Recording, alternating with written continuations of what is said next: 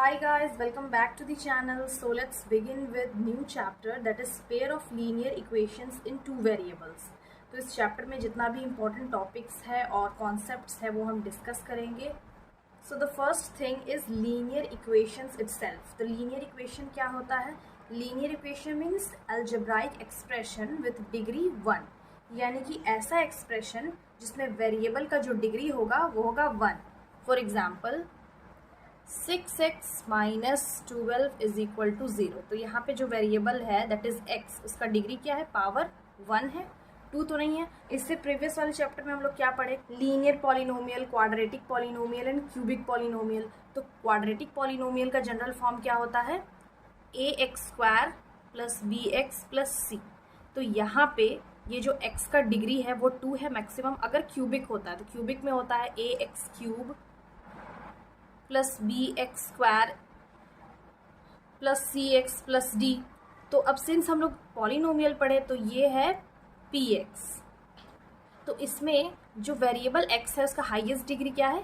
3 है. But linear equation में क्या होता है? वेरिएबल का जो डिग्री होता है वो होता है 1. अब सिंस पॉलिनोमियल में क्या होता है? px का कोई वैल्यू होता है और यहाँ पे एक्सप्रेशन गिवन होता है 6x माइनस 12 प्लस 3. और जब इस एक्सप्रेशन के साथ इक्वल आ जाता है 6x minus 12 plus 3y is equal to 0, तो जब ये इक्वल हो जाता है तो ये एक्सप्रेशन एक इक्वेशन बन जाता है. इस चैप्टर में हम लोग पढ़ेंगे लीनियर इक्वेशंस इन टू वेरिएबल्स. तो ऐसा इक्वेशन जहाँ पे दो वेरिएबल हो. तो यही एग्जांपल ले लेते हैं. यहाँ पे x भी एक वेरिएबल है, y भी एक वेरिएबल है. तो linear equation in two variables का जनरल फॉर्म क्या होता है? ax plus by plus c is equal to 0, where a is not is equal to 0 and b is not equal to 0. Because अगर a 0 की equal हो जाएगा तो a into x है, a का वैल्यू 0 इंटू एक्स, तो ये 0 हो जाएगा. तो ये पूरा टर्म क्या हो जाएगा? 0. दैट्स वाई यहाँ पे a और b जो ये दोनों 0 की इक्वल नहीं होगा. वेयर c क्या होगा? c एक रियल कॉन्स्टेंट है. एंड ऑल्सो यहाँ पे a जो है x का कोफिशिएंट है, b is also the coefficient of y और c क्या है? Constant term. a क्या है? a is the coefficient of x और b जो है कोई न्यूमेरिक वैल्यू है और y का b कोफिशिएंट है और c है एक कांस्टेंट टर्म. बट इस चैप्टर में क्या पढ़ेंगे? पेयर ऑफ लीनियर इक्वेशंस, यानी कि दो लीनियर इक्वेशन का बात हो रहा है. तो जो फर्स्ट लीनियर इक्वेशन होगा उसका जनरल फॉर्म होगा a1x plus b1y plus c1 is equal to 0 and दूसरा होगा a2x plus b2y plus c2 is equal to 0. Next topic है methods to solve linear equations, यानी कि लीनियर इक्वेशंस को solve करने का दो मेथड है. फर्स्ट है ग्राफिकल मेथड, सेकंड है अलजेब्राइक मेथड. तो ग्राफिकल मेथड्स के अंदर 3 टाइप्स है. फर्स्ट टाइप है a1 by a2 is not equal to b1 by b2. तो since pair of linear equations का जनरल फॉर्म क्या है? फर्स्ट है a1x plus b1y plus c is equal to 0 and second है a2x plus b2y plus c2 is equal to 0. तो इससे based हम एक एग्जाम्पल लेते हैं. अगर x minus 2y is equal to 0 and 3x plus 4y minus 20 is equal to 0. तो इस इक्वेशन के अकॉर्डिंग a1 है 1, यहाँ पे कुछ नहीं मतलब 1 है, और b1 है 2 या फिर माइनस 2. यहाँ पे a2 है 3 और b2 है 4. तो अगर हम a1 by a2 करें और b1 by b2 करें, यहाँ पे a1 क्या है? 1 by 3, b1 by b2 क्या है? Minus 2 by 4. कैंसिल करेंगे तो 2 1 ज़ा 2 2 ज़ा. क्या आ गया इसका value? 1 by 3 is equal to minus 1 by 2. तो यहाँ पे 1 by 3 माइनस 1 by 2 की इक्वल है? नहीं है. That means a1 by a2 is not equal to b1 by b2. तो जब भी a1 by a2 b1 by b2 की इक्वल नहीं होगा तो ग्राफ में कैसा लाइन बनेगा? Intersecting lines. इसको हम ग्राफ में कैसे शो करेंगे? मान लेते हैं ये y एक्सिस है और ये x एक्सिस है, ये y डैश ये x डैश. तो इंटरसेक्टिंग लाइन कैसे बनता है? हम लोग 2 लाइंस को कट करके शो कर लेंगे. यहाँ पे 2 लाइन्स को हम लोग कट कर लिए हैं, ये इंटरसेक्ट कर रहा है, ये फर्स्ट लाइन है, ये सेकेंड लाइन है। इस लाइन का इक्वेशन है a1x plus b1y plus c1 is equal to 0। इसका होगा a2x plus b2y plus c2 is equal to 0। तो यहाँ पे क्या बन रहा है, ये बन रहा है इंटरसेक्टिंग लाइन्स। नेक्स्ट है, अगर a1 by a2 b1 by b2 के इक्वल है बट वो c1 बाई c2 के इक्वल नहीं है, तो कैसा लाइन बनेगा, यहाँ पे बनेगा पैरेलल लाइन्स। फॉर एग्जाम्पल, अगर कोई दो इक्वेशन हम लोग ले लेते हैं, 2x plus 3y minus 9 is equal to 0, 4x plus 6y minus 13 is equal to 0। तो जब हम a1 बाई a2 करेंगे तो a1 क्या है, 2 है, और a2 है 4, और b1 है 3 एंड b2 है 6। कैंसिल करेंगे, 2 1 ज़ा 2 2 ज़ा 3 1 ज़ा 3 2 ज़ा, तो यहाँ 1/2 रेशियो इसका इक्वल आ रहा है। अगेन -9 -13, सो कैंसिल कर सकते हैं, नहीं ये कैंसिल नहीं हो सकता है। तो यहाँ पे क्या आ गया, a1 बाई a2 जो है वो b1 बाई b2 के इक्वल तो है बट c1 बाई c2 के इक्वल नहीं है। तो कैसा लाइन बनेगा, पैरेलल लाइंस। जब इसका हम ग्राफ ड्रॉ करेंगे, तो यहाँ पे हम ग्राफ ड्रॉ कर लेते हैं। ये क्या है, y एक्सिस है, ये x एक्सिस है, तो यहाँ पे जो लाइन बनेगा वो पैरेलल लाइन बनेगा। ये first line that is a1x plus b1y plus c1 is equal to 0। ये है second line that is a2x plus b2y plus c2 is equal to 0। अब थर्ड जो हम लोग पढ़ेंगे वो है a1 by a2 is equal to b1 by b2 is equal to c1 by c2। तो जब a1 by a2 b1 by b2 के इक्वल है और वो c1 बाई c2 के भी इक्वल है, तो उसका ग्राफिकल रिप्रेजेंटेशन क्या होगा, वो होगा कोइंसिडेंट लाइन।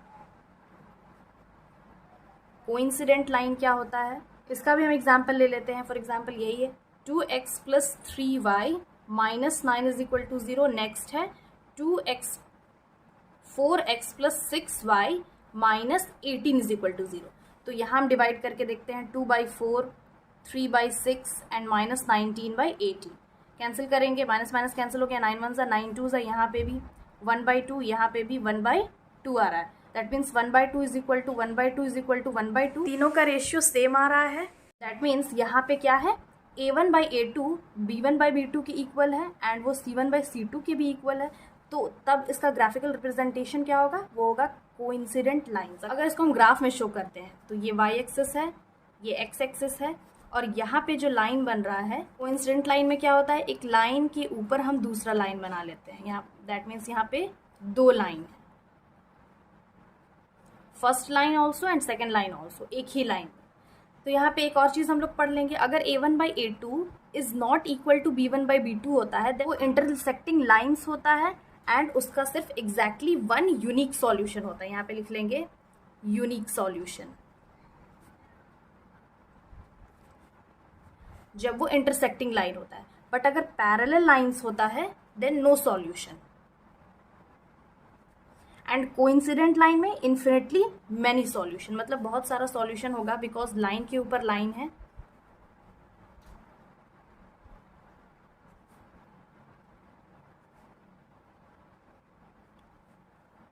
तो ये समझ में आ गया, अगर इंटरसेक्टिंग लाइन है तो सिर्फ एक यूनिक सॉल्यूशन होगा।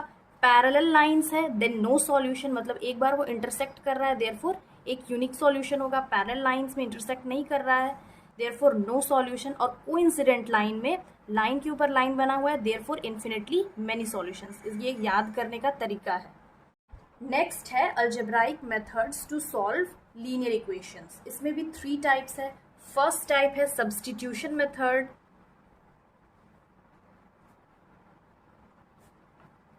नेक्स्ट है एलिमिनेशन मेथड, थर्ड है क्रॉस मल्टीप्लिकेशन मेथड। तो हम एक एक करके सारे मेथड्स के बारे में पढ़ेंगे। फर्स्ट है सब्स्टिट्यूशन मेथड। तो सब्स्टिट्यूशन मेथड में क्या होता है, हम लोग जो वैल्यू है उसको सब्स्टिट्यूट कर देते हैं। For example 7x minus 15y is equal to 2। दूसरा इक्वेशन है x plus 2y is equal to 3। तो ये फर्स्ट इक्वेशन है, ये सेकेंड इक्वेशन है। इसको हम लोग कैसे सॉल्व करेंगे, यहाँ में से कोई एक इक्वेशन हम लोग लेते हैं, जैसे फ्रॉम इक्वेशन नंबर 2। तो सेकंड इक्वेशन क्या है, x plus 2y is equal to 3। यहाँ पे हम सब्जेक्ट बनाएंगे x को, तो x को एक साइड रखेंगे और 2y जो है इक्वल की उधर सेंड कर देंगे, तो ये माइनस में चेंज हो जाएगा, तो ये हो जाएगा 3 माइनस 2y, ये इक्वेशन नंबर 3 हो गया। अब putting the value of x in equation number 1, अब जो x का वैल्यू है उसको हम फर्स्ट इक्वेशन में पुट करेंगे, तो putting the value of x in equation number 1, तो यहाँ पे 7x minus 15y is equal to 2 है, यहाँ पे x का वैल्यू पुट करेंगे x के जगह में, तो ये हो जाएगा 3 minus 2y minus 15y is equal to 2। Solve कर लेंगे, यहाँ पे हो जाएगा 7 3 ज़ा 21, मल्टीप्लाई करेंगे प्लस इंटू माइनस माइनस, 7 2 ज़ा 14y minus 15y is equal to 2, तो ये हो गया 21। यहाँ पे minus 14y and minus 15y आ गया, माइनस माइनस क्या होता है, प्लस होता है, साइन माइनस का लगेगा, 14 plus 15 29y is equal to 2। अब यहाँ पे जो 29y है इक्वल की हम उधर भेज देंगे 21, और जो 2 है इक्वल की इधर लेके आएंगे, तो यहाँ पे प्लस में 2 है, माइनस में चेंज हो जाएगा, माइनस 2 हो जाएगा is equal to 29y, then 21 minus 2 ये हो जाएगा 19 इज इक्वल टू 29y। यहाँ पे हो गया 29y is equal to 19 which is equal to y is equal to 19/29। अब यहाँ पर जो y का वैल्यू आया दैट इज 19/29, इसको हम अगेन इक्वेशन नंबर 3 में पुट कर देंगे, लिख लेंगे putting the value of y in equation number 3। 3 क्या है, x is equal to 3 minus 2y, x is equal to 3 minus 2, y का वैल्यू है 19/29, x is equal to 3 minus, यहाँ पे मल्टीप्लाई कर लेंगे, 2 19 ज़ा 38 डिवाइडेड बाई 29, यहाँ पे एलसीएम लेंगे तो ये हो जाएगा 3 इंटू 29 डिवाइडेड बाई 29 माइनस 38/29, तो 3 इंटू 29 मल्टीप्लाई करेंगे तो यहाँ पे आ जाएगा 87 माइनस 38/29, तो इसका फाइनली वैल्यू आ जाएगा 49/29। तो फाइनली यहाँ पे x का क्या वैल्यू आ गया, x का वैल्यू आ गया 19/29 और y का वैल्यू आ गया 49/29। तो ऐसे ही हम लोग x और y का वैल्यू फाइंड करेंगे यूजिंग सब्स्टिट्यूशन मेथड। नेक्स्ट है एलिमिनेशन मेथड। तो इस मेथड में हम लोग एलिमिनेट कर देते हैं। फॉर एग्जाम्पल अगर x plus y is equal to 5 and 2x minus 3y is equal to 4, तो अब यहाँ इसको हम जनरल फॉर्म में लेके आएंगे, दैट मीन्स लीनियर इक्वेशन के जनरल फॉर्म में। तो यहाँ पे हो जाएगा x प्लस वाई, 5 को इधर लेके आएंगे, माइनस 5 में चेंज हो जाएगा इज इक्वल टू 0। यहाँ पे हो जाएगा 2x माइनस 3y, 4 को इधर लेके आएंगे, माइनस 4 इज इक्वल टू 0। अब यहाँ पे हम लोग दोनों में से किसी एक इक्वेशन को हम एक ऐसे नंबर से मल्टीप्लाई करेंगे, जैसे यहाँ पे सेकंड इक्वेशन में 2x है, तो अगर ऊपर भी हम 2 से मल्टीप्लाई करेंगे तो 2x दोनों टर्म्स सेम हो जाएगा, देन हम लोग कैंसिल कर सकते हैं। तो यहाँ पे हम लोग को मल्टीप्लाई करना है। फॉर एग्जांपल ये इक्वेशन नंबर 1 है, ये 2 है, तो यहाँ पे हम 2 से मल्टीप्लाई करेंगे, तो यहाँ पे लिख लेंगे मल्टीप्लाइंग इक्वेशन नंबर 1 फ्रॉम 2, तो पूरे ही एक्सप्रेशन से मल्टीप्लाई करेंगे, हो जाएगा 2x plus 2 into Y, 2y, again 5 2 ज़ा 10, तो ये हो गया माइनस 10 इज इक्वल टू 0। यहाँ नीचे वैसे ही रहेगा 2x minus 3y minus 4 is equal to 0। अब यहाँ पे क्या देख ले रहे हैं, ये 2x दोनों कैंसिल हो जाएगा, साइन दोनों प्लस का है तो साइन हम लोग चेंज कर लेंगे। अगर प्लस और माइनस रहता पहले से तो फिर डायरेक्टली कैंसिल कर सकते थे, बट यहाँ साइन सेम है इसलिए हम चेंज कर लेंगे। यहाँ पे हो जाएगा प्लस और यहाँ पे हो जाएगा अगेन प्लस, तो ये तो पूरा कैंसिल हो गया। अब यहाँ पे क्या आ गया, +2 + 3y, तो ये हो गया +5y। यहाँ पे 10 में 4 माइनस करेंगे तो ये हो जाएगा -6 इज इक्वल टू 0। अब 5y इज इक्वल टू 6 को इक्वल के इधर लेके जाएंगे, माइनस में है वो प्लस में चेंज हो जाएगा, then y is equal to 6 divided by 5। तो यहाँ पे y का वैल्यू आ गया 6/5। अब इस वैल्यू को हम अगेन इक्वेशन नंबर 1 में पुट कर देंगे, then putting the value of y in equation number 1।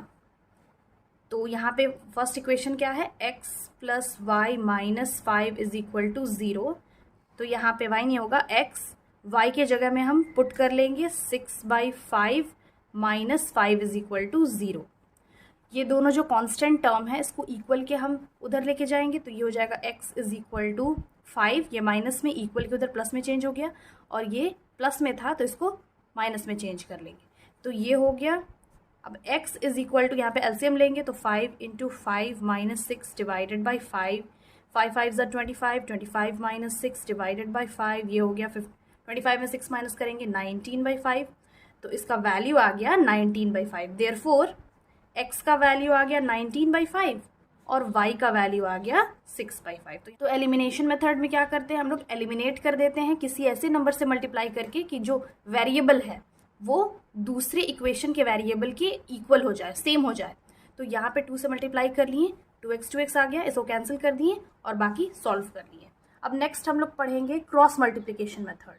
तो क्रॉस मल्टीप्लिकेशन मेथड में क्या होता है, किसी भी लीनियर इक्वेशन का जो जनरल फॉर्म है वो क्या है, a1x plus b1y plus c1 is equal to 0। अगर हम पेयर की बात करें तो यहाँ पे एक और इक्वेशन आ जाएगा, a2x plus b2y plus c2 is equal to 0। Cross multiplication method में एक फॉर्मूला है और उसी फॉर्मूला के थ्रू हम सारी इक्वेशंस को सॉल्व करते हैं। तो फर्स्ट जैसे अगर हमको x का फाइंड करना तो x डिवाइडेड बाई, यहाँ पे हम लोग x को साइड कर लेंगे, यानी कि इस पूरे टर्म को a1x और a2x को, तो क्या बच गया b1y और c1, नीचे b2y और c2। तो यहाँ पे जो ये वेरिएबल है उसको अगेन यहाँ पे साइड कर लेंगे और मल्टीप्लाई करेंगे b1 into c2। That means y का कोफिशिएंट और जो कांस्टेंट टर्म बच गया है उसको क्रॉस मल्टीप्लाई कर लेंगे, तो यहाँ पे हो जाएगा b1 c2 माइनस, अब क्या बचा c1 इंटू b2 या फिर b2 इंटू c1, हो गया b2 इंटू c1, ये हो गया।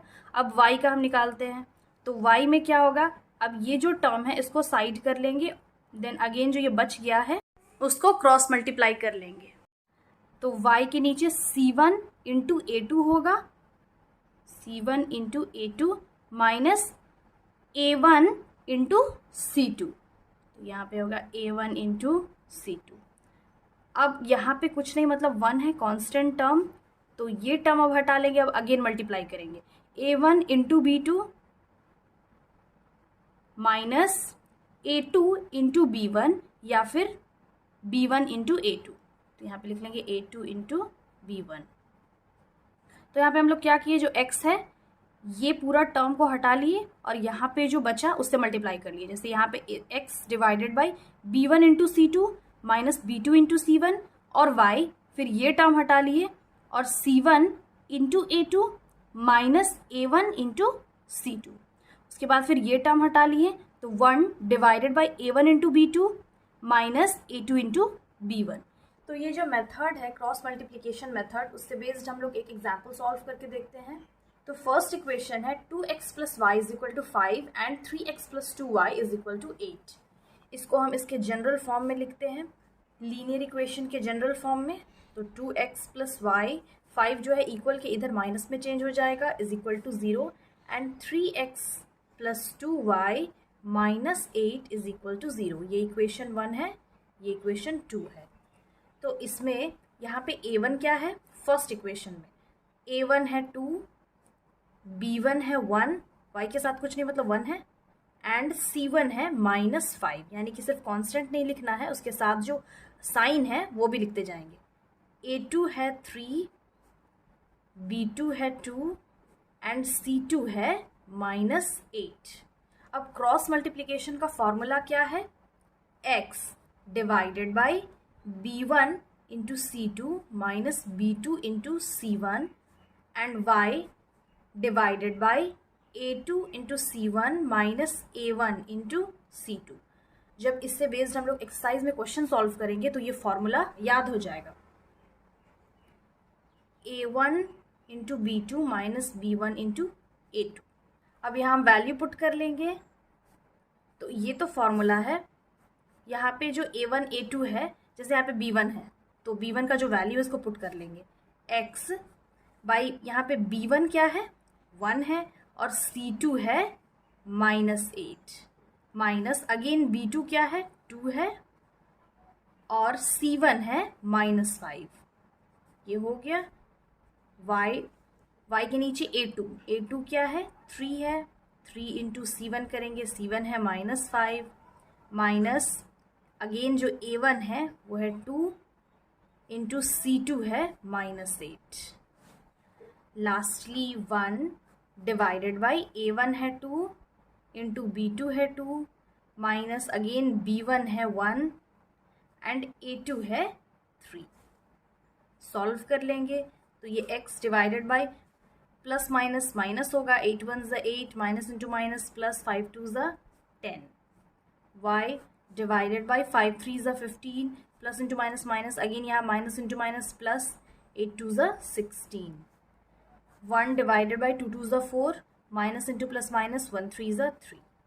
तो ये हो गया x डिवाइडेड बाई 10 में 8 माइनस करेंगे 2 बचेगा, साइन तो प्लस का ही लगेगा बिकॉज बिग अमाउंट प्लस है, is equal to y divided by -15 plus 16, तो ये होगा 1 इज इक्वल टू यहाँ भी 1/1 आएगा। तो यहाँ पे हम लिख सकते हैं x/2 is equal to 1/1 and y divided by 1 is also equal to 1/1।